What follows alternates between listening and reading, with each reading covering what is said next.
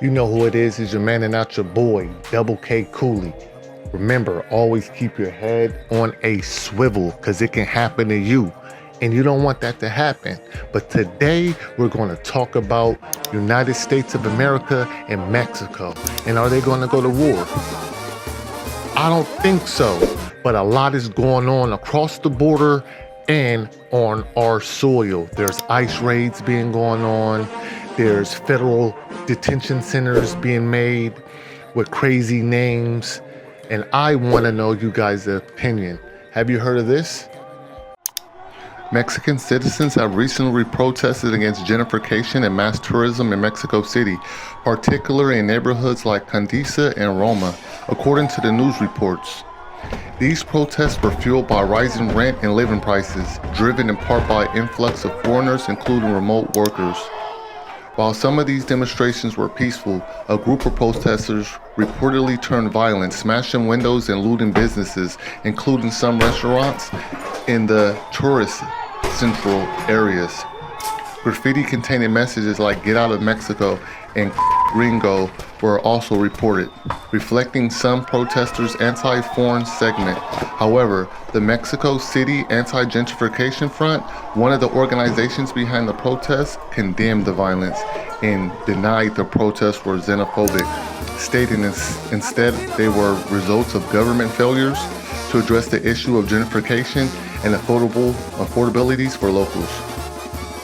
That's right. What you saw right there are Mexicans busting up gringos' shops in Mexico cities. They do not want the gentrification there. Do we blame them? I don't know. Even the people in Mexico are saying, hey, if you're not here with your citizenship right, go back to America. It is what it is.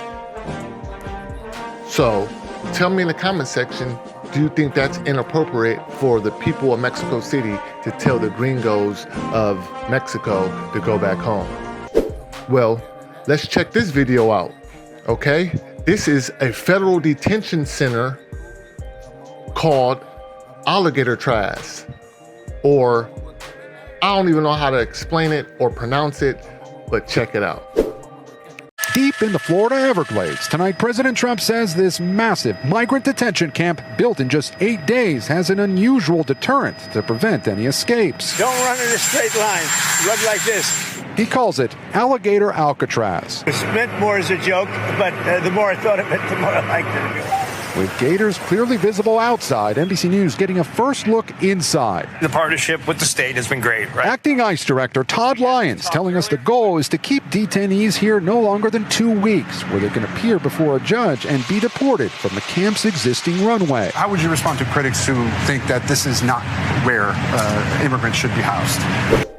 That's right. You heard it right. Alligator Alcatraz is in Florida Everglades with the craziest alligators, pythons, cottonmouths, sharks.